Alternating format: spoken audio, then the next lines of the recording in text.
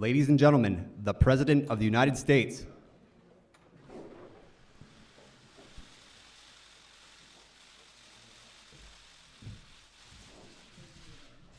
Thank you very much.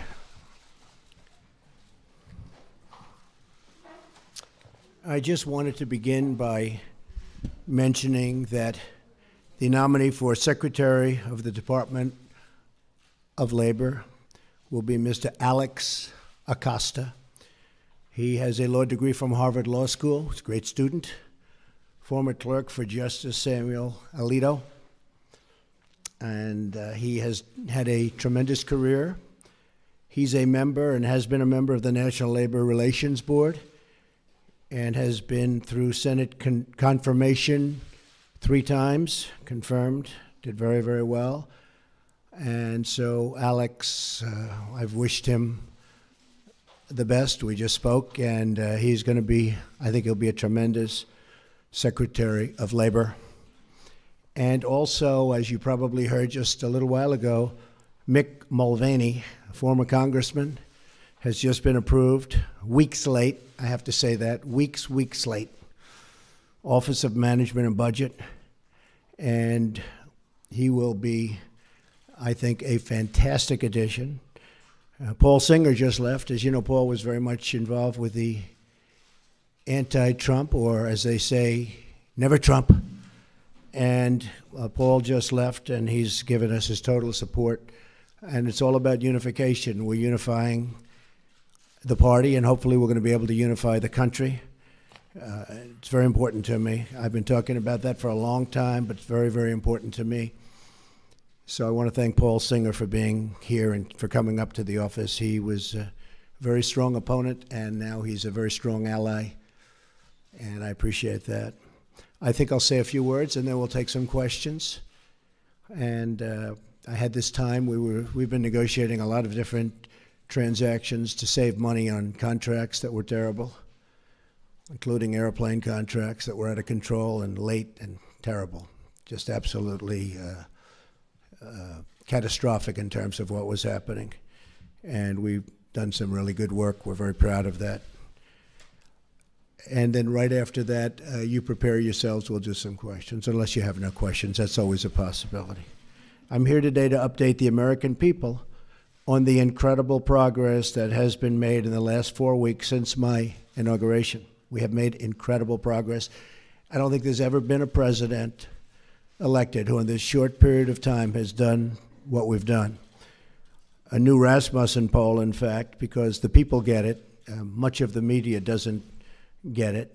They actually get it, but they don't write it, let's put it that way. But a new Rasmussen poll just came out just a very short while ago, and it has our approval rating at 55% and going up. The stock market has hit record numbers, as you know, and there has been a tremendous surge of optimism in the business world, which is, to me, means something much different than it used to. It used to mean, oh, that's good. Now it means that's good for jobs.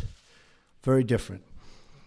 Plants and factories are already starting to move back into the United States, and big league, Ford, General Motors, so many of them. I'm making this presentation directly to the American people with the media present, which is an honor to have you.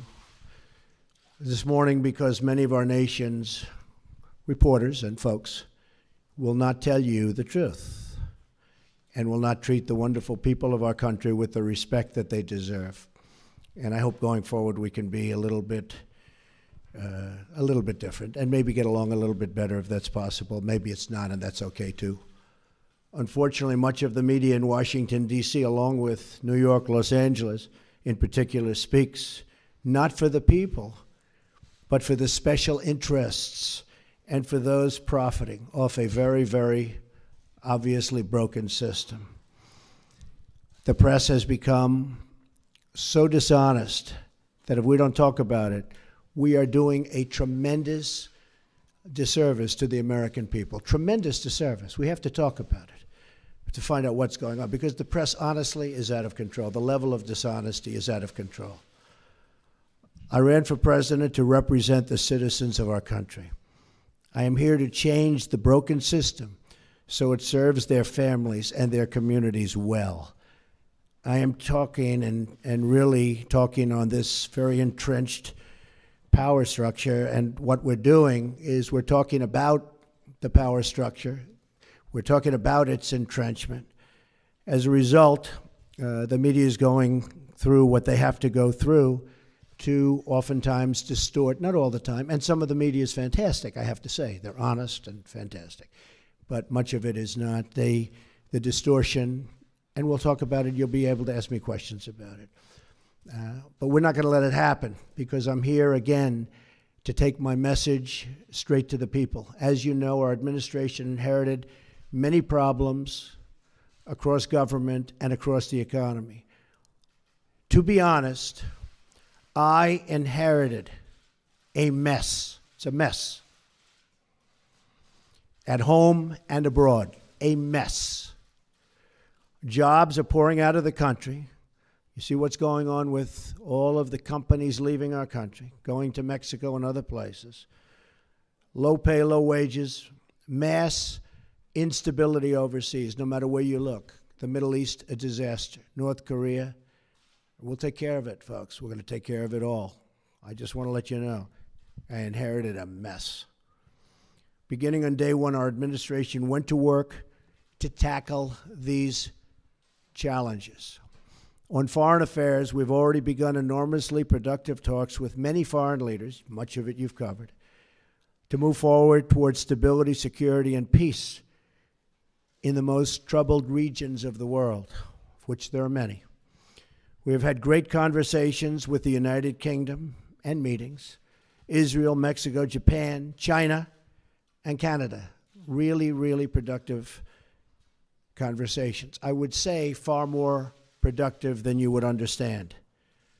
We've even developed a new council with Canada to promote women's business leaders and entrepreneurs. Very important to me, very important to my daughter Ivanka. I have directed our defense community, headed by our great general, now Secretary Mattis. He's over there now, working very hard, to submit a plan for the defeat of ISIS, a group that celebrates the murder and torture of innocent people in large sections of the world. It used to be a small group, now it's in large sections of the world. They've spread like cancer. ISIS has spread like cancer. Another mess I inherited. And we have imposed new sanctions on the nation of Iran, who's totally taken advantage of our previous administration. And they're the world's top sponsor of terrorism. And we're not going to stop until that problem is properly solved. And it's not properly solved now. It's one of the worst agreements I've ever seen drawn by anybody. I've ordered plans to begin for the massive rebuilding of the United States military. I've had great support from the Senate. I've had great support from Congress generally. We've pursued this rebuilding in the hopes that we will never have to use this military. And I will tell you, that is I would be so happy if we never had to use it. But our country will never have had a military like the military we're about to build and rebuild. We have the greatest people on earth in our military, but they don't have the right equipment, and their equipment is old. I used it, I talked about it at every stop. Depleted. It's depleted. It won't be depleted for long. And I think one of the reasons I'm standing here instead of other people is that, frankly, I talked about we have to have a strong military. We have to have strong law enforcement also. So we do not go abroad in the search of war. We really are searching for peace, but it's peace through strength. At home, we have begun the monumental task of returning the government back to the people on a scale not seen in many, many years. In each of these actions, I'm keeping my promises to the American people. These are campaign promises. Some people are so surprised that we're having strong borders. Well, that's what I've been talking about for a year and a half, strong borders. They're so surprised. Oh, he having strong borders. Well, that's what I've been talking about to the press and to everybody else. One promise after another, after years of politicians lying to you to get elected. They lied to the American people in order to get elected. Some of the things I'm doing probably aren't popular, but they're necessary for security and for other reasons. And then coming to Washington and pursuing their own interests, which is more important to many politicians. I'm here following through on what I pledged to do. That's all I'm doing. I put it out before the American people, got 306 electoral college votes. I wasn't supposed to get 222. They said there's no way to get 222. 230 is impossible. 270, which you need, that was laughable. We got 306 because people came out and voted like they've never seen before. So that's the way it goes. I guess it was the biggest electoral college win since Ronald Reagan. In other words, the media is trying to attack our administration because they know we are following through on pledges that we made, and they're not happy about it for whatever reason. But a lot of people are happy about it. In fact, I'll be in Melbourne, Florida at 5 o'clock on Saturday, and I just heard that the crowds are massive that want to be there. I turn on the TV, open the newspapers, and I see stories of chaos. Chaos. Yet it is the exact opposite. This administration is running like a fine-tuned machine, despite the fact that I can't get my cabinet approved. And they're outstanding people, like Senator Dan Coates, who's there, one of the most respected men in the Senate. He can't get approved. How do you not approve him? He's been a colleague, highly respected, brilliant guy, great guy. Everybody knows it. We're waiting for approval. So we have a wonderful group of people that's working very hard, that's being very much misrepresented about, and we can't let that happen. So if the Democrats all you have to do is look at where they are right now. The only thing they can do is delay, because they've screwed things up royally, believe me. Let me list to you some of the things that we've done in just a short period of time. I just got here. I got here with no cabinet. Again, each of these actions is a promise I made to the American people. So we'll go over just some of them, and we have a lot happening next week and in the weeks coming. We've withdrawn from the job-killing disaster known as Trans-Pacific Partnership. We're going to make trade deals, but we're going to have one-on-one deals, bilateral. We're going to have one-on-one deals. We've directed the elimination of regulations that undermine manufacturing and called for expedited approval of the permits needed for America and American infrastructure. And that means plant, equipment, roads, bridges, factories. People take 10, 15, 20 years to get disapproved for a factory. They go in for a permit. It's many, many years. And then at the end of the process, they spend tens of millions of dollars on nonsense. And at the end of the process, they get rejected. Now, they may be rejected with me, but it's going to be a quick rejection. Not going to take years. But mostly, it's going to be an acceptance. We want plants built, and we want factories built, and we want the jobs. We don't want the jobs going to other countries. We've imposed a hiring freeze on non-essential federal workers. We've imposed a temporary moratorium on new federal regulations. We've issued a game-changing new rule that says for each one new regulation, 2 old regulations must be eliminated. Makes sense. Nobody's ever seen regulations like we have. You go to other countries and you look at industries they have and you say, let me see your regulations. And they're a fraction, just a tiny fraction of what we have. And I want regulations because I want safety, I want all environmental situations to be taken properly care of. It's very important to me. But you don't need 4 or 5 or 6 regulations to take care of the same thing. We've stood up for the men and women of law enforcement, directing federal agencies to ensure they are protected from crimes of violence. We've directed the creation of a task force for reducing violent crime in America, including the horrendous situation, take a look at Chicago and others, taking place right now in our inner cities. Horrible.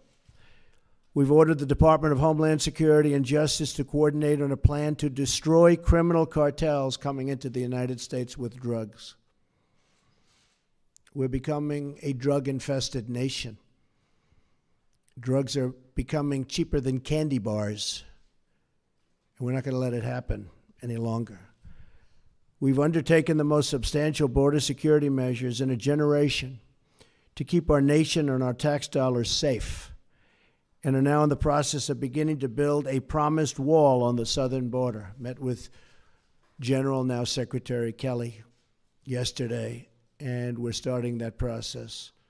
And the wall is going to be a great wall, and it's going to be a wall negotiated by me. The price is going to come down just like it has on everything else I've negotiated for the government.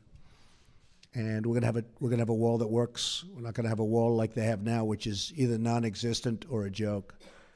We've ordered a crackdown on sanctuary cities that refuse to comply with federal law and that harbor criminal aliens, and we've ordered an end to the policy of catch and release on the border. No more release. No matter who you are, release. We've begun a nationwide effort to remove criminal aliens, gang members, drug dealers, and others who pose a threat to public safety. We are saving American lives every single day. Court system has not made it easy for us. And are even creating a new office in Homeland Security dedicated to the forgotten American victims of illegal immigrant violence, of which there are many. We've taken decisive action to keep radical Islamic terrorists out of our country. Though parts of our necessary and constitutional actions were blocked by a judge's, in my opinion, incorrect and unsafe ruling, our administration is working night and day to keep you safe, including reporters safe, and is vigorously defending this lawful order. I will not back down from defending our country. I got elected on defense of our country, and I keep my campaign promises. And our citizens will be very happy when they see the result. They already are, I can tell you that.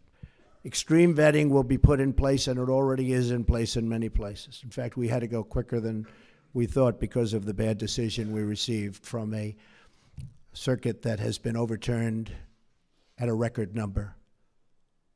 I've heard 80%. I find that hard to believe. That's just a number I heard, that they're overturned 80% of the time. I think that circuit is in chaos, and that circuit is, frankly, in turmoil.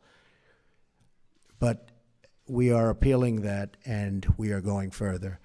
We're issuing a new executive action next week that will comprehensively protect our country. So we'll be going along the one path and hopefully winning that. At the same time, we will be issuing a new and very comprehensive order to protect our people. And that'll be done sometime next week, toward the beginning or middle at the latest part. We've also taken steps to begin construction of the Keystone Pipeline and Dakota Access Pipelines, thousands and thousands of jobs, and put new Buy American measures in place to require American steel for American pipelines. In other words, they build a pipeline in this country, and we use the powers of government to make that pipeline happen. We want them to use American steel. And they're willing to do that, but nobody ever asked before I came along. Even this order was drawn, and they didn't say that. And I'm reading the order, I'm saying, why aren't we using American steel? And they said, that's a good idea, we put it in. To drain the swamp of corruption in Washington, D.C., I've started by imposing a 5-year lobbying ban on White House officials and a lifetime ban on lobbying for a foreign government.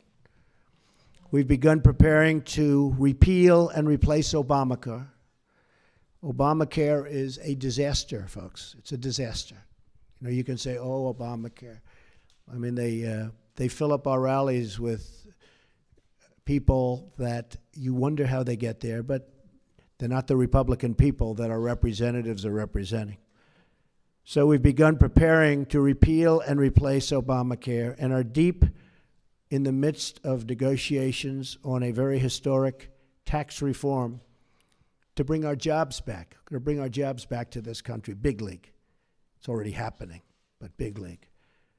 I've also worked to install a cabinet over the delays and obstruction of Senate Democrats. You've seen what they've done over the last long number of years.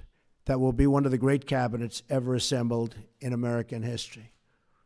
You look at Rex Tillerson, is out there negotiating right now. General Mattis, I mentioned before, General Kelly. We have great people. Mick is with us now. We have great people. Among their responsibilities will be ending the bleeding of jobs from our country and negotiating fair trade deals for our citizens. Now look, fair trade, not free, fair. If a country is taking advantage of us, we're not going to let that happen anymore. Now every country takes advantage of us, almost. I may be able to find a couple that don't, but for the most part, that would be a very tough job for me to do. Jobs have already started to surge. Since my election, Ford announced it will abandon its plans to build a new factory in Mexico and will instead invest $700 million in Michigan, creating many, many jobs. Fiat Chrysler announced it will invest $1 billion in Ohio and Michigan, creating 2,000 new American jobs. They were with me a week ago. You know, you were here. General Motors likewise committed to invest billions of dollars in its American manufacturing operation, keeping many jobs here that were going to leave. And if I didn't get elected, believe me, they would have left. And these jobs and these things that I'm announcing would never have come here. Intel just announced that it will move ahead with a new plant in Arizona that probably was never going to move ahead with. And that will result in at least 10,000 American jobs.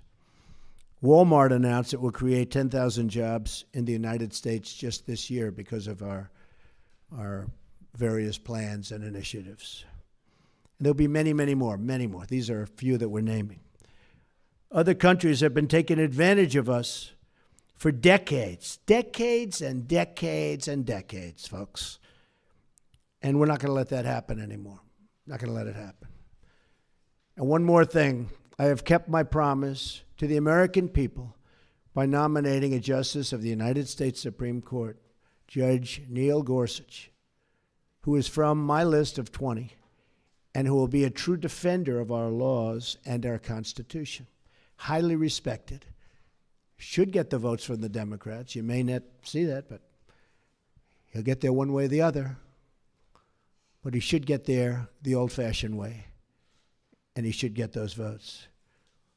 This last month has represented an unprecedented degree of action on behalf of the great citizens of our country. Again, I say it, there has never been a presidency that's done so much in such a short period of time. And we haven't even started the big work yet. That starts early next week. Some very big things are going to be announced next week. So we're just getting started. We will be giving a speech, as I said, in Melbourne, Florida at 5 p.m. I hope to see you there. And with that, I just say, God bless America, and let's take some questions. Mara, go ahead. You were cut off pretty violently at our last news conference. Mike Flynn is a fine person, and I asked for his resignation. He respectfully gave it.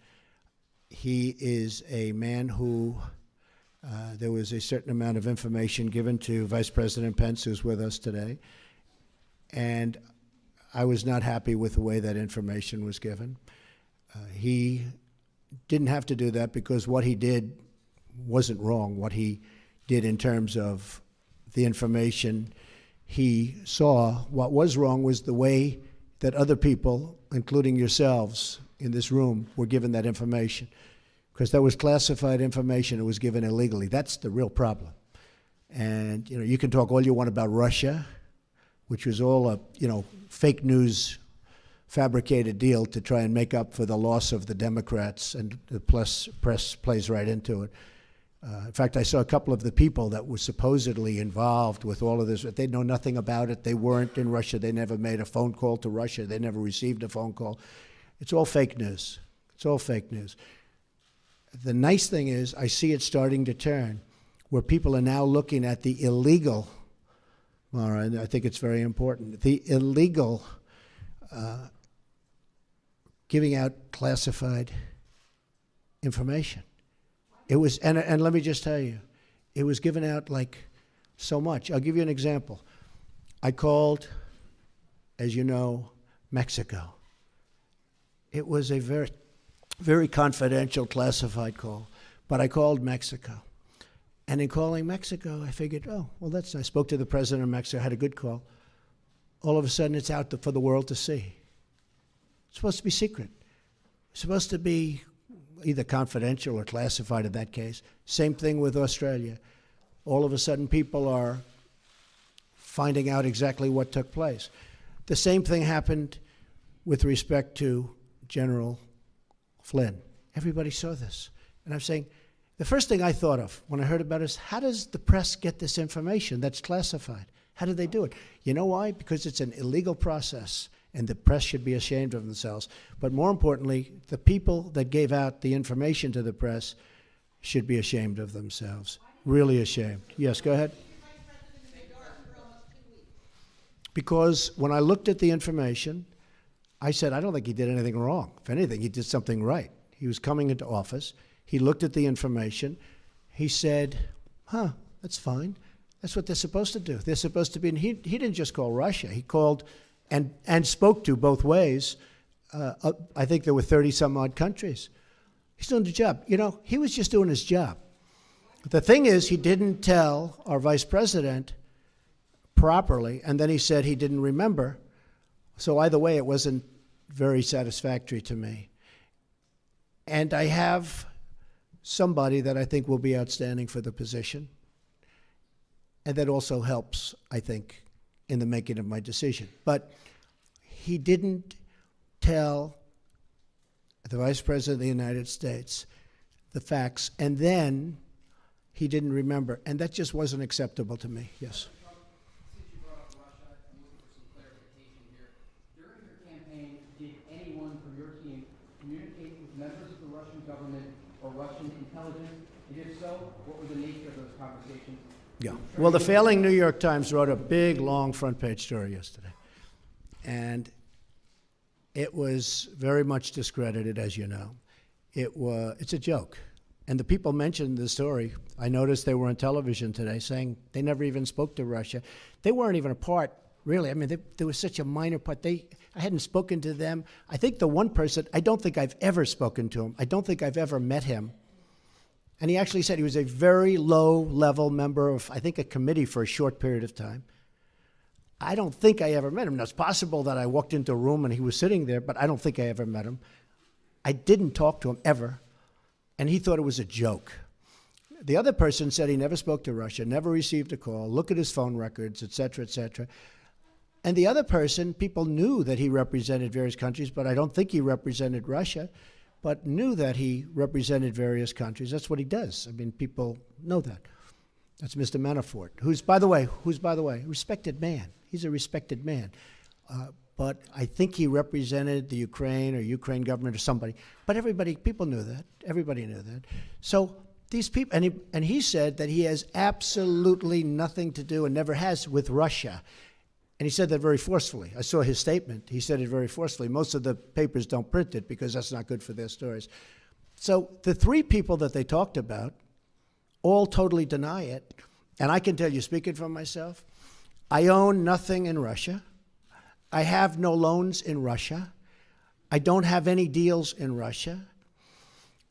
President Putin called me up very nicely to congratulate me on the win of the election. He then called me up extremely nicely to congratulate me on the inauguration, which was terrific. But so did many other leaders, almost all other leaders from almost all other countries. So that's the extent. Russia is fake news. This is fake news put out by the media. The real news is the fact that people, probably from the Obama administration, because they're there, because we have our new people going in place right now. As you know, Mike Pompeo is now taking control of the CIA. James Comey at FBI. Dan Coates is waiting to be approved. I mean, he is a senator and a highly respected one, and he's still waiting to be approved. But our new people are going in. And just while you're at it, because you mentioned this, Wall Street Journal did a story today that was almost as disgraceful as the failing New York Times' story yesterday. And it talked about, you saw it front page. So, Director of National Intelligence just put out, acting, a statement. Any suggestion that the United States intelligence community, this was just given to us, is withholding information and not providing the best possible intelligence to the president and his national security team is not true. So they took this front page story out of the Wall Street Journal, top, and they just wrote the story that it's not true. And I'll tell you something, I'll be honest, because I sort of enjoy this back and forth, and I guess I have all my life, but I've never seen more dishonest media than, frankly, the political media. I thought the financial media was much better, much more honest. But I will say that I never get phone calls from the media. How do they write a story like that in the Wall Street Journal without asking me? Or how do they write a story in the New York Times, put it on front page?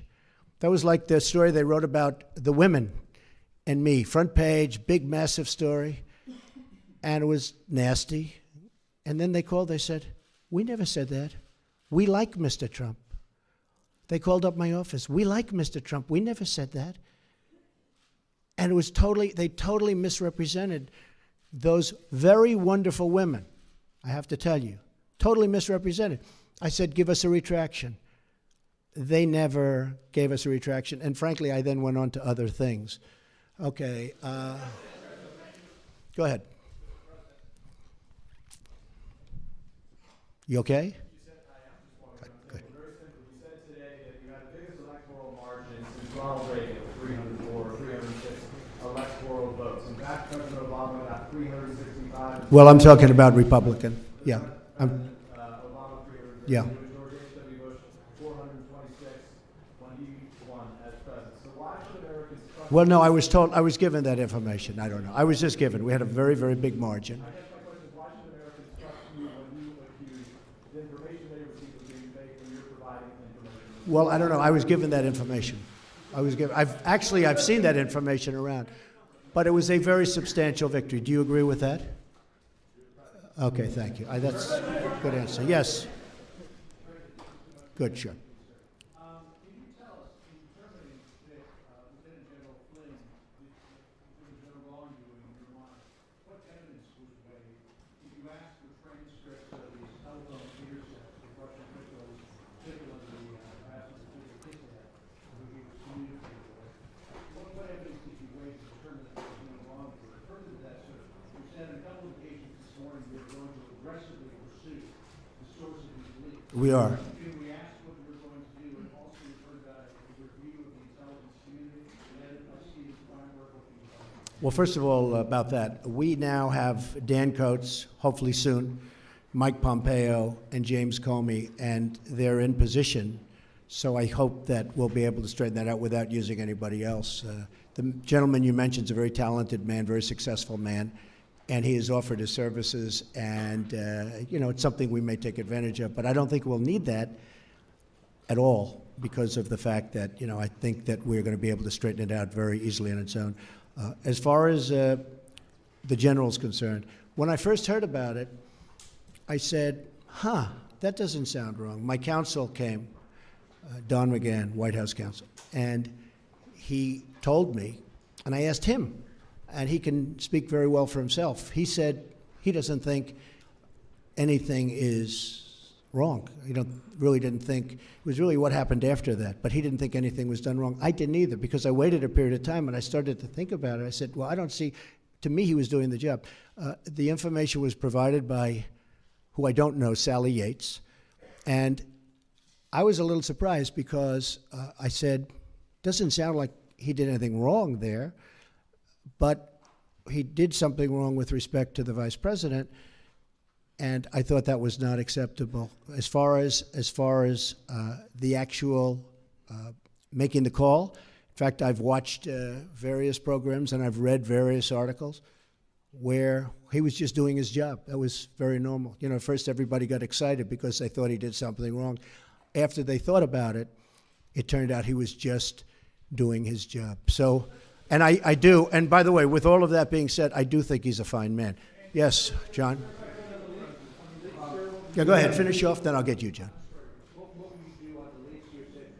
Yes, we're looking at him very, very serious. I've gone to all of the folks in charge of the various agencies, and I've actually called the Justice Department to look into the leaks. Those are criminal leaks. They're put out by people either in agencies. I think you'll see it stopping because now we have our people in. You know, again, we don't have our people in because we can't get them approved by the Senate. We just had Jeff Sessions approved in Justice as an example. So we are looking into that very seriously. It's a criminal act. You know what I say? When I was called out on Mexico, I was shocked because all this equipment, all this incredible phone equipment.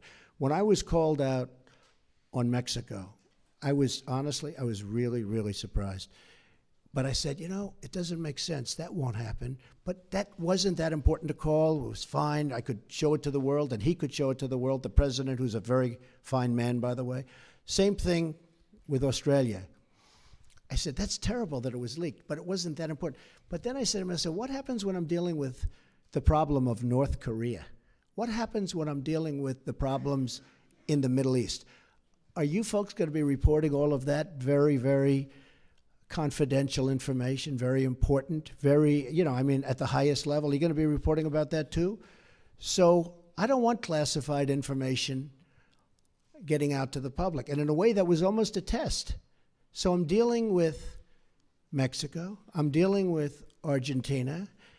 We were dealing on this case with Mike Flynn. All this information gets put into the Washington Post and gets put into the New York Times. And I'm saying, what's going to happen when I'm dealing on the Middle East? What's going to happen when I'm dealing with really, really important subjects like North Korea? We got to stop it. That's why it's a criminal penalty. Yes, John? Thank you, Mr. President. I just want to get you to clarify this very important point. Can you say definitively that no one on your campaign had any contact with the Russians during the campaign? And on the leaks, is it fake news or are these real leaks? Well, the leaks are real. You're the one that wrote about them and reported them. I mean, the leaks are real. You know what they said. You saw it. And the leaks are absolutely real. The news is fake because so much of the news is fake. So one thing that I felt it was very important to do, and I hope we can correct it, because there's nobody I have more respect for, well, maybe a little bit, but than reporters, than good reporters. It's very important to me, and especially in this position. It's very important. I don't mind bad stories.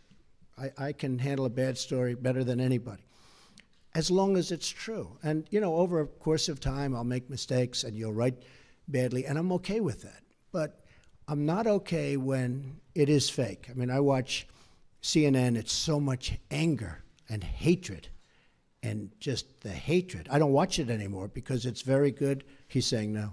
It's okay, Jim. It's okay, Jim, you'll have your chance. But I watch others too. You're not the only one, so don't feel badly. But I think it should be straight. I think it would be frankly more interesting. I know how good everybody's ratings are right now, but I think that'd actually be better. People, I mean, you have a lower approval rate than Congress. I think that's right. I don't know, Peter, is that one right? Because, you know, I think they have I heard lower than Congress. But honestly, the public would appreciate it. I'd appreciate it. Again, I don't mind bad stories when it's true. But we have an administration where the Democrats are making it very difficult. I think we're setting a record or close to a record in the time of approval of a cabinet. I mean, the numbers are crazy. When I'm looking, some of them had approved immediately. I'm going forever. And I still have a lot of people that we're waiting for. And that's all they're doing is delaying. And you look at Schumer and the mess that he's got over there. and they have nothing going. The only thing they can do is delay. And, I think they'd be better served by, approving and making sure that they're happy and everybody's good. And sometimes, I know President Obama lost 3 or 4, and you lose them on the way, and that's okay. That's fine. But I think they would be much better served, John, if they just went through the process quickly. This is pure delay tactics. And they say it, and everybody understands it. Yeah, go ahead, Jim.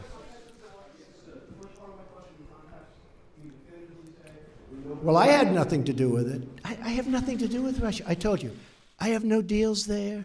I have no anything. Now, when WikiLeaks, which I had nothing to do with, comes out and happens to give, they're not giving classified information. They're giving stuff, what was said in an office about Hillary cheating on the debates, which, by the way, nobody mentions.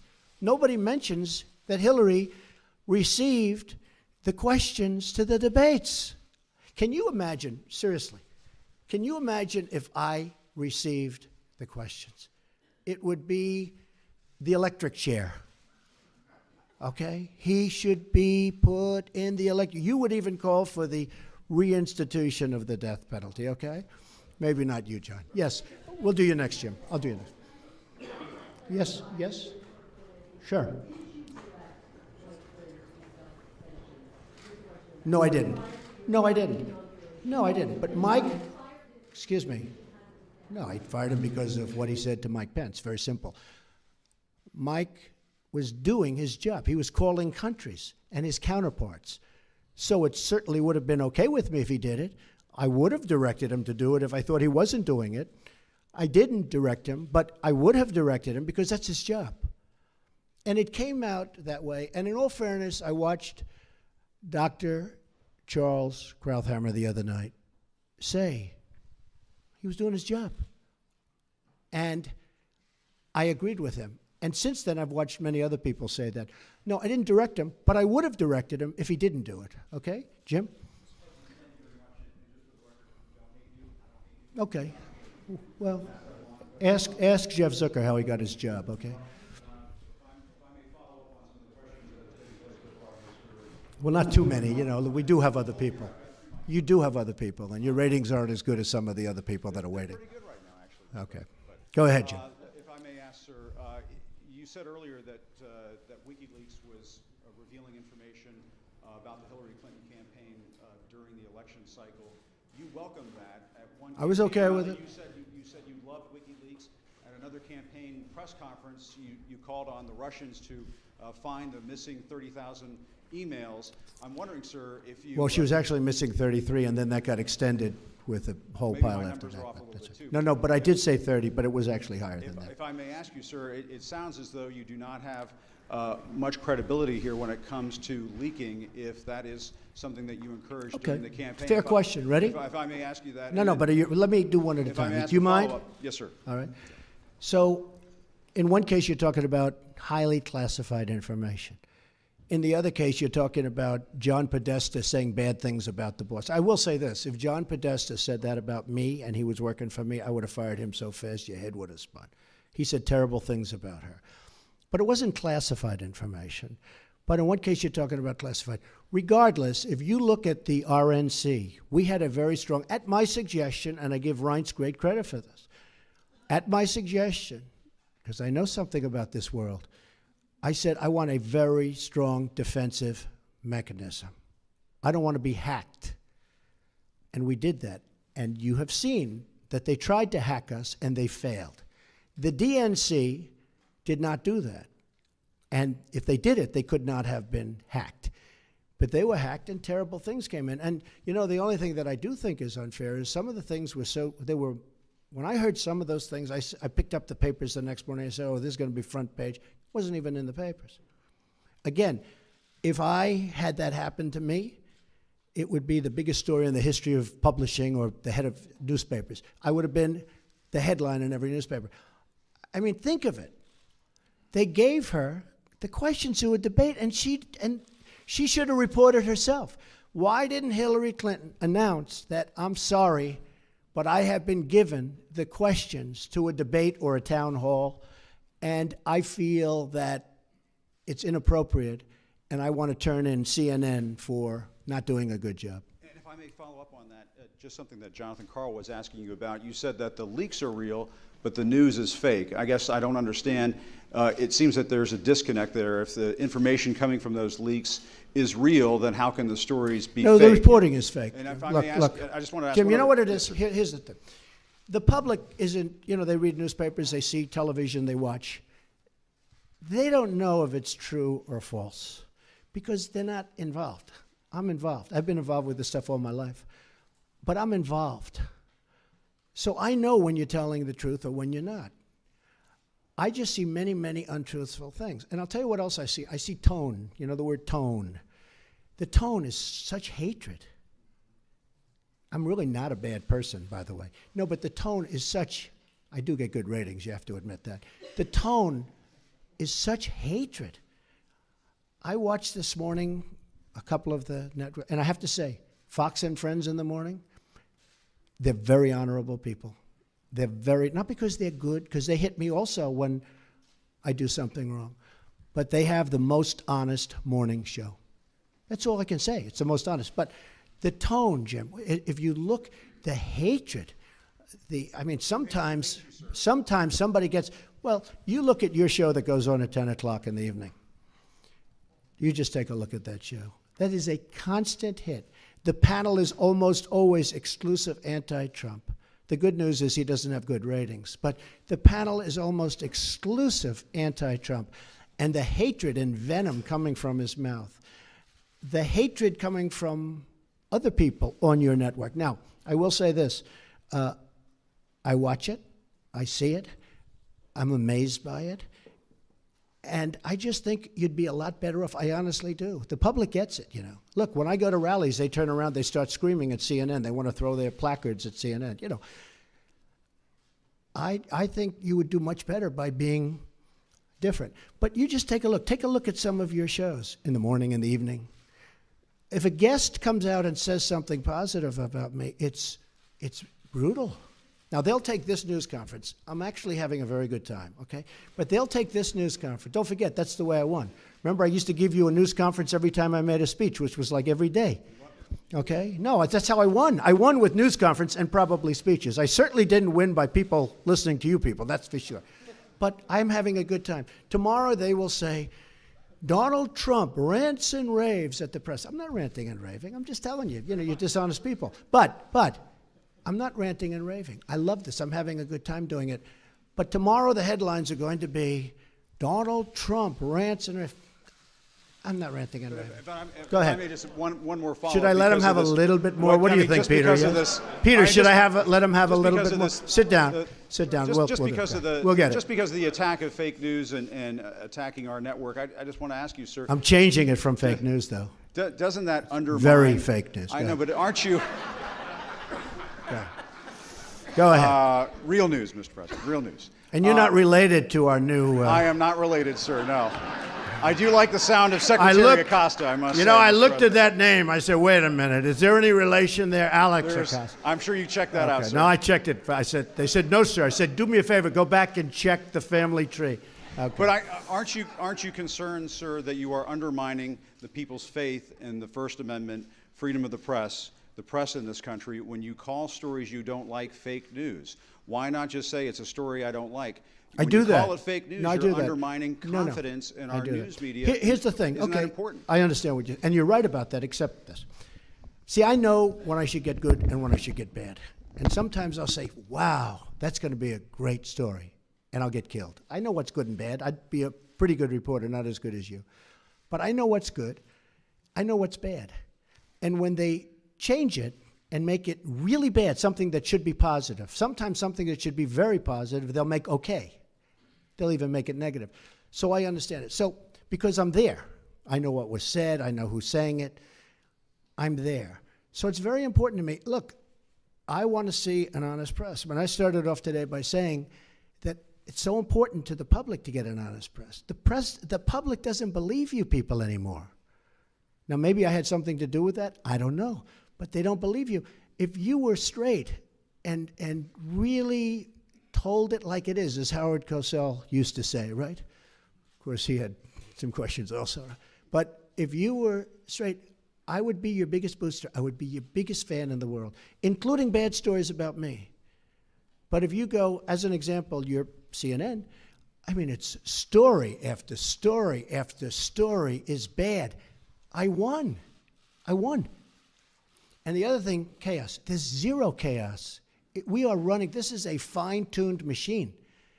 And Reince happens to be doing a good job, but half of his job is putting out lies by the press. You know, I said to him yesterday, this whole Russia scam that you guys are building so that you don't talk about the real subject, which is illegal leaks. But I watched him yesterday working so hard to try and get that story proper. And I'm saying, here's my chief of staff, a really good guy, did a phenomenal job at RNC. I mean, he won the election, right? Won the presidency. We got some senators. We got some all over the country. You take a look. He's done a great job. And I said to myself, and I said to somebody that was in there, I said, you take a look at Reince. He's working so hard just putting out fires that are fake fires. I mean, they're fake. They're not true. And isn't that a shame? Because he'd rather be working on health care. He'd rather be working on tax reform, Jim. I mean that.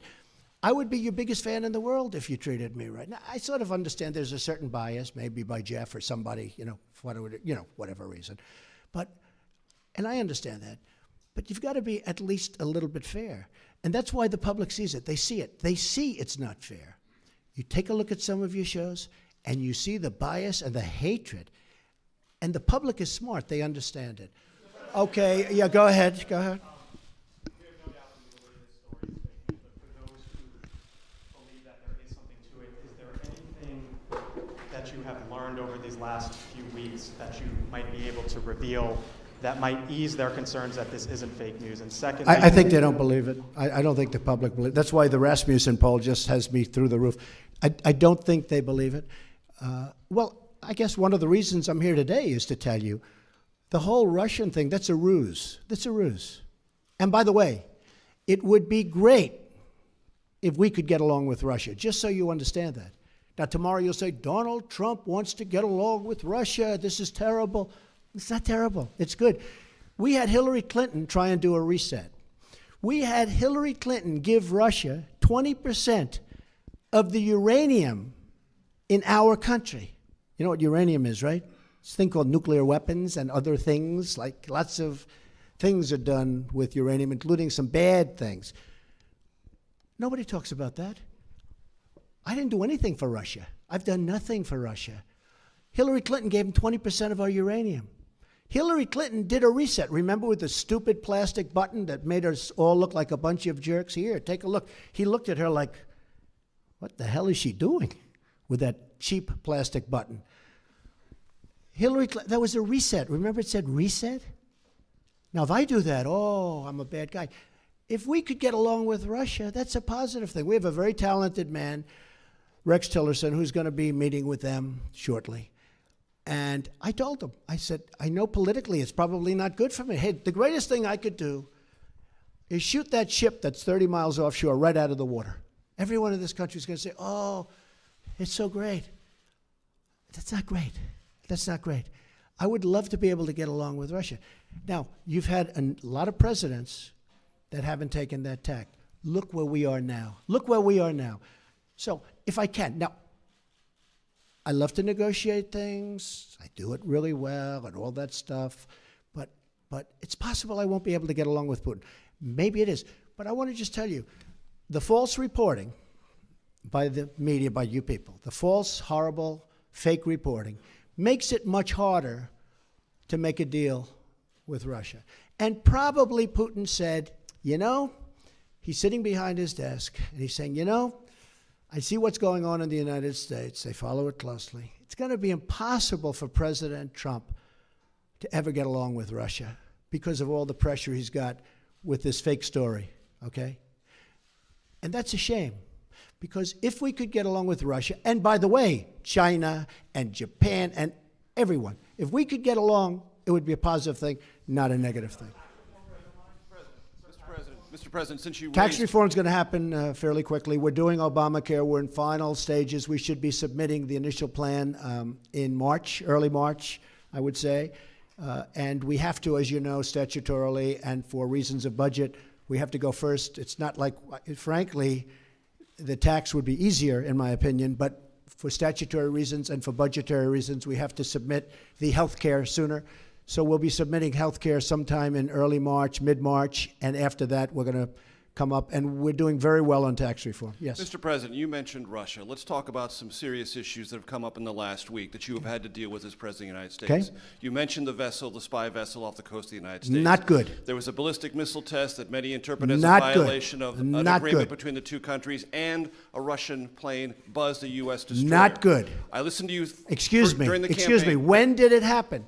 It happened when, if you were Putin right now, you would say, hey, we're back to the old games with the United States. There's no way Trump can ever do a deal with us because the public, you have to understand, if I was just brutal on Russia right now, just brutal, people would say, you would say, oh, isn't that wonderful? But I know you well enough. Then you would say, oh, he was too tough. He shouldn't have done that. Look, I'm just all trying of to the find out things, your wait a minute, orientation to wait, those. excuse me just I'm one just trying to second. find out what you're All gonna of do about those it, Mr. things that you President. mentioned are very recent because probably Putin assumes that he's not going to be able to make a deal with me because it's politically not popular for me to make a deal. So Hillary Clinton tries a reset. It failed. They all tried, but I'm different than those people. Go ahead. How are you interpreting those moves, and what do you intend to do about them? Just have you the way given I said Rex it. Tillerson any advice or counsel I on have. how to deal? I have, and I'm so beautifully represented. I'm so honored that the Senate approved him. He's going to be fantastic. Yes, I think that Is Putin testing you, do you believe, sir? No, I don't think so. I think Putin probably assumes that he can't make a deal with me anymore because politically it would be unpopular for a politician to make a deal. I can't believe I'm saying I'm a politician, but I guess that's what I am now. Because, look, it would be much easier for me to be tough on Russia, but then we're not going to make a deal. Now, I don't know that we're going to make a deal. I don't know. We might not. But it would be much easier for me to be so tough. The tougher I am on Russia, the better. But you know what? I want to do the right thing for the American people. And to be honest, secondarily, I want to do the right thing for the world. If Russia and the United States actually got together and got along, and don't forget, we're a very powerful nuclear country, and so are they. There's no upside. We're a very powerful nuclear country, and so are they. I've been briefed, and I can tell you one thing about a briefing that we're allowed to say because anybody that ever read the most basic book can say it. Nuclear holocaust would be like no other. They're a very powerful nuclear country, and so are we. If we have a good relationship with Russia, believe me, that's a good thing, not a bad So thing. when you say they're not good, do you mean that Who they did are I say under... is not good? No, when I read off the three things that have recently happened. No, Each it's one of them not you said good, they're but they not happen- good. But do they damage the relationship? They Do all undermine happened recently. No, I'm this going to country's see what ability happens. to work with Russia? They all happened recently, and I understand what they're doing because they're doing the same thing. Now, again, maybe I'm not going to be able to do a deal with Russia, but at least I will have tried. And if I don't, does anybody really think that Hillary Clinton would be tougher on Russia than Donald Trump? Does anybody in this room really believe that? Okay? But I tell you one thing, she tried to make a deal. She had the reset. She gave all that valuable uranium away. She did other things. You know, they say I'm close to Russia. Hillary Clinton gave away 20% of the uranium in the United States. She's close to Russia. Can we You know what I gave to Russia? You know what I gave? Nothing. Can we conclude there'll be no response to these particular provocations? Yeah, I'm not going to tell you anything about what response I do. I don't talk about military response. I don't say I'm going into Mosul in 4 months. We are going to attack Mosul in 4 months. Then 3 months later, we are going to attack Mosul in 1 month. Next week, we are going to attack Mosul. In the meantime, Mosul is very, very difficult. You know why? Because I don't talk about military, and I don't talk about certain other things. You're going to be surprised to hear that. And by the way, my whole campaign, I'd say that. Right. So I don't have to tell you. There I will don't be a want to be one of response. these guys that say, yes, here's what we're going to do. I don't have to do that. There I will don't be a have to res- tell in you other what words, I'm there going will to be a do in North response, Korea. Mr. Wait a President. minute. I don't have to tell you what I'm going to do in North Korea. And I don't have to tell you what I'm going to do with Iran. You know why? Because they shouldn't know. And eventually you guys are going to get tired of asking that question. So when you ask me, what am I going to do with the ship, the Russian ship as an example, I'm not going to tell you. But hopefully I won't have to do anything. But I'm not going to tell you. Okay. Thanks. Can I just ask you, thank you very much, Mr. President. Where are you from? BBC. Okay. Here's another beauty. It's a good line. Impartial, free and fair. Yeah, sure. Mr. President, Just like CNN, right? on the travel ban, we could banter back and forth. On the travel ban, would you accept that that was a good example of the smooth running of government? Yeah, I do. I do. Let me tell you about the travel. Were there travel. any mistakes in wait, that? Wait. I know who you are. Just wait. Let me tell you about the travel ban. We had a very smooth rollout of the travel ban, but we had a bad court. We got a bad decision. We had a court that's been overturned. Again, maybe wrong, but I think it's 80% of the time. A lot. We had a bad decision. We're going to keep going with that decision. We're going to put in a new executive order next week sometime. But we had a bad decision. That's the only thing that was wrong with the travel ban. You had Delta with a massive problem with their computer system at the airports. You had some people that were put out there, brought by very nice buses, and they were put out at various locations. Despite that, the only problem that we had is we had a bad court. We had a court that gave us what I consider to be, with great respect, a very bad decision. Very bad for the safety and security of our country. The rollout was perfect. Now, what I wanted to do was do the exact same executive order, but said one thing, and I said this to my people: give them a 1-month period of time. But General Kelly, now Secretary Kelly, said, if you do that, all these people will come in the month, the bad ones. You do agree there are bad people out there, right? They're not everybody that's like you. You have some bad people out there. So Kelly said, you can't do that. And he was right. As soon as he said it, I said, wow, never thought of it. I said, how about 1 week? He said, no good. You got to do it immediately, because if you do it immediately, they don't have time to come in. Now, nobody ever reports that. But that's why we did it quickly. Now, if I would have done it a month, everything would have been perfect. The problem is we would have wasted a lot of time and maybe a lot of lives, because a lot of bad people would have come into our country. Now, in the meantime, we're vetting very, very strongly. Very, very strongly. But we need help, and we need help by getting that executive order passed. Just a brief follow-up. But if it's so urgent, why not introduce... Yes, go ahead. I was hoping that we could get a yes or no answer on one of these questions involving Russia. Can you say whether you are aware that anyone who advised your campaign had contacts with Russia during the course of the election?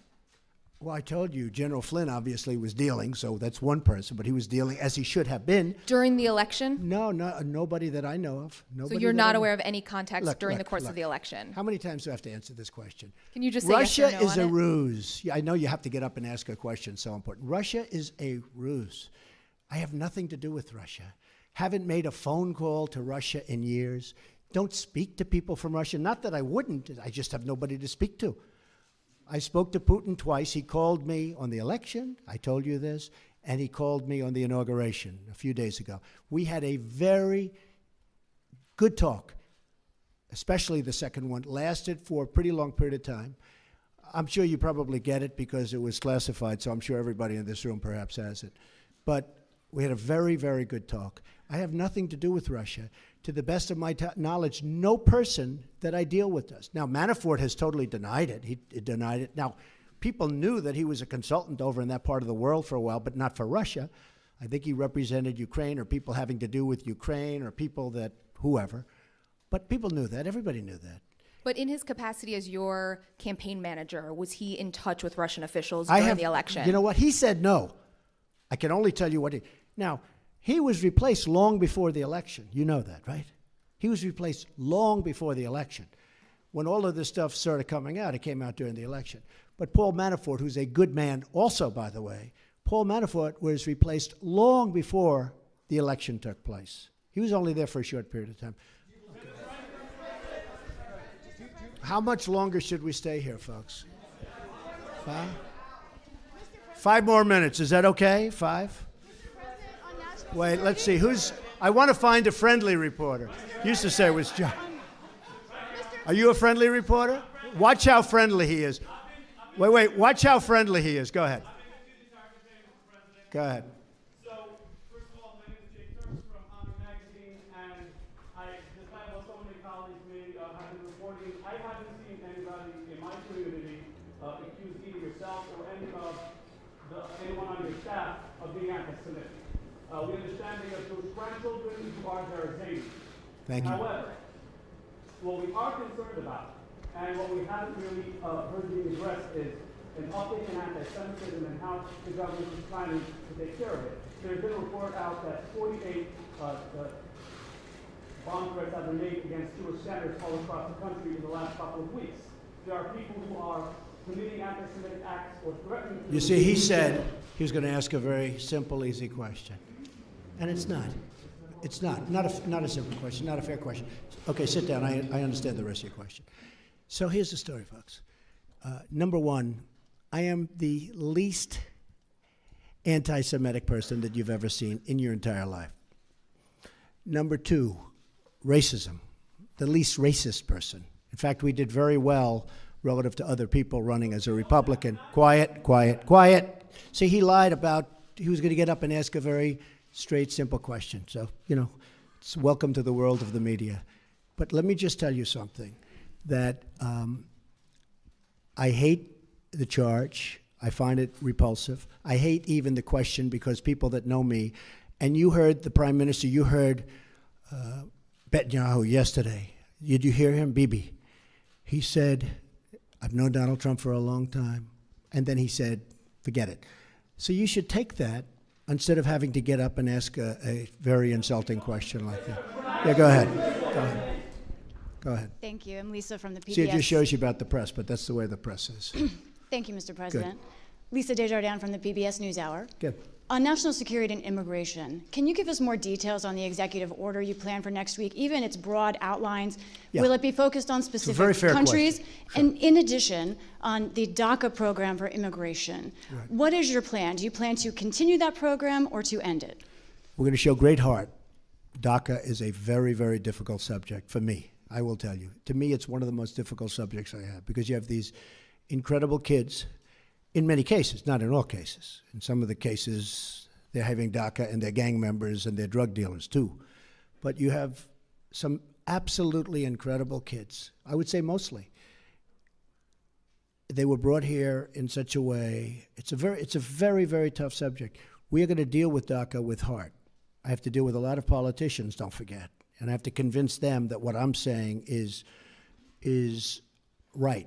And I appreciate your understanding on that. But the DACA situation is a very difficult thing for me, because, I love these kids. I love kids. I have kids and grandkids.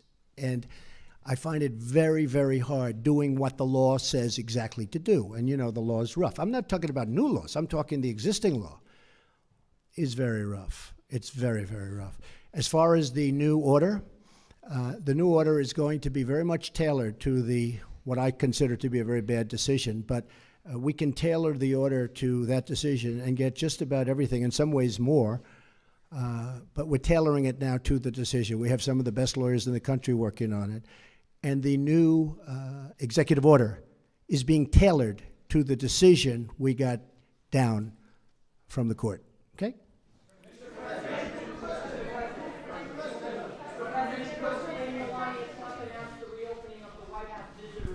Yes. And she does a lot of great work for the country as well. Can you tell us a little bit about what First Lady Melania Trump does for the country, and there's a unique level of interest in your administration? So by opening the White House visitor's office, what does that mean to you and the rest of the Now that's what I call a nice question.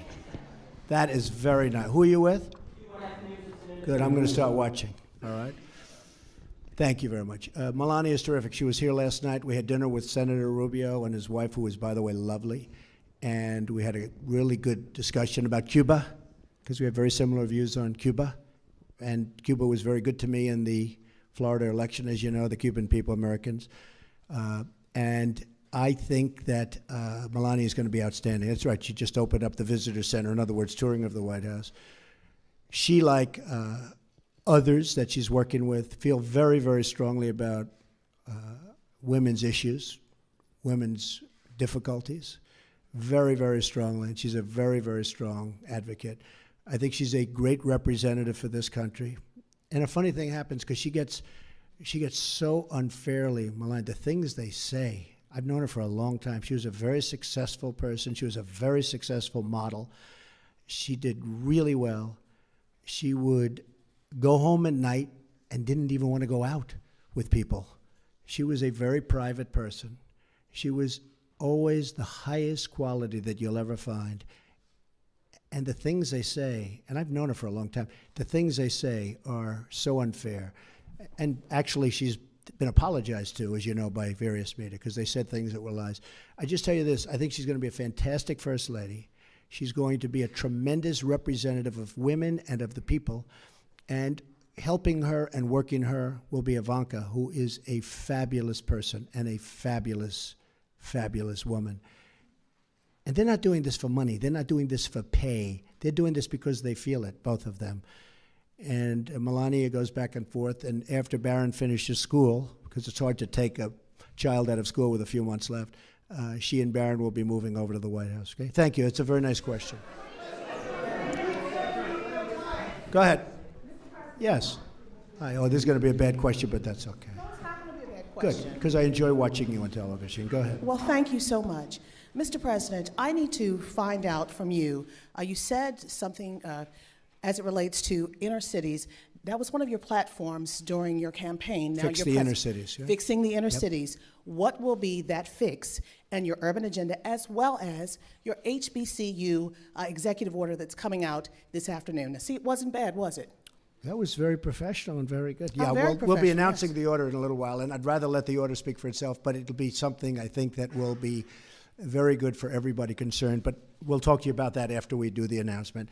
As far as the inner cities, as you know, I was very strong on the inner cities during the campaign. I think it's probably what got me a much higher percentage of the African-American vote than a lot of people thought I was going to get. We did, much higher than people thought I was going to get, and I was honored by that, including the Hispanic vote, which was also much higher. And by the way, if I might add, including the women's vote, which was much higher than people thought I was going to get. So we are going to be working very hard on the inner cities, having to do with education, having to do with crime. We're going to try and fix as quickly as possible. It takes a long time. It's taken 100 years and more for some of these places to evolve, and they evolved, many of them, very badly. But we're going to be working very hard on health and health care, very, very hard on education, and also we're going to be working in a stringent way and a very good way on crime. You go to some of these inner city places, and it's so sad when you look at the crime. You have people, and I've seen this, and I've sort of witnessed it. In fact, in 2 cases, I have actually witnessed it. They lock themselves into apartments, petrified to even leave in the middle of the day. They're living in hell. We can't let that happen. So we're going to be very, very strong. It's a great question, and it's a very difficult situation because it's been many, many years. It's been festering for many, many years. But we have places in this country that we have to fix. We have to help African American people that, for the most part, are stuck there. Hispanic American people. We have Hispanic American people that are in the inner cities, and they're living in hell. I mean, you look at the numbers in Chicago. There are 2 Chicagos, as you know. There's one Chicago that's incredible, luxurious, and all, and safe. There's another Chicago that's worse than almost any of the places in the Middle East that we talk about and that you talk about every night on the newscasts. So we're going to do a lot of work on the inner cities. I have great people lined up to help with the inner cities. Well, okay? when you say the inner cities, are you going to include the CBC, Mr. President, in your conversations with your urban agenda, your inner city agenda, as well as? Am I going to include? Are who? you going to include the Congressional Black Caucus and the Congressional Well, Hispanic I would. Caucus? I tell you what. Do you want to set up the meeting? Do you want to set up the meeting? No. Are they friends of yours? I'm just a reporter. No, set up the meeting. I know some of them, but I'm sure Let's they're go. Set up right a now. meeting. I would love to meet with the Black Caucus. I think it's great, the Congressional Black Caucus. I think it's great. I actually thought I had a meeting with Congressman Cummings, and he was all excited. And then he said, "Oh, I can't move. It might be bad for me politically. I can't have that meeting." I was all set to have the meeting. We called him, and he was all set. I spoke to him on the phone. Very nice guy. I hear he wanted that meeting with you as well. He wanted it, but we called. They can't make a meeting with him. Every day I walk in, I said, I would like to meet with him because I do want to solve the problem. But he probably was told by Schumer or somebody like that, some other lightweight. He was probably told, don't meet with Trump. It's bad politics, and that's part of the problem in this country. Okay, one more. Go ahead. No, one question. Two we can't handle. This room can't handle two. Go ahead. Give me the better of your two. I'll follow up on my colleague's question about anti-Semitism. It's not about your personality or your beliefs. We're talking about a rise in anti-Semitism around the country, some of it by supporters in your name. What can you And some of it, and can I be honest with you? And this has to do with racism and horrible things that are put up. Some of it written by our opponents. You do know that. Do you understand that? You don't think anybody would do a thing like that. Some of the signs you'll see are not put up by the people that love or like Donald Trump. They're put up by the other side. And you think it's like playing it straight? No. But you have some of those signs, and some of that anger is caused by the other side. They'll do signs and they'll do drawings that are inappropriate. It won't be my people. It will be the people on the other side to anger people like you. Okay. Go ahead. Go ahead. Who is that? Where is that? Oh, stand up. You can. Oh, I'm working on it. No, I'm working on it very hard. No. Look, hey, just so you understand, we had a totally divided country for 8 years, and long before that, in all fairness to President Obama, long before President Obama, we have had a very divided. I didn't come along and divide this country. This country was seriously divided before I got here. We're going to work on it very hard. One of the questions that was asked, I thought was a very good question, was about the inner cities. I mean, that's part of it. But we're going to work on education. We're going to work on we're going to try and stop the crime. We have great law enforcement officials. We're going to try and stop crime. We're not going to try and stop, we're going to stop crime. But it's very important to me. But this isn't Donald Trump that divided a nation. We went 8 years with President Obama, and we went many years before President Obama. We lived in a divided nation. And I am going to try. I will do everything within my power to fix that. I want to thank everybody very much. It's a great honor to be with you. Thank you. Thank you very much. Thanks. We'll do it later.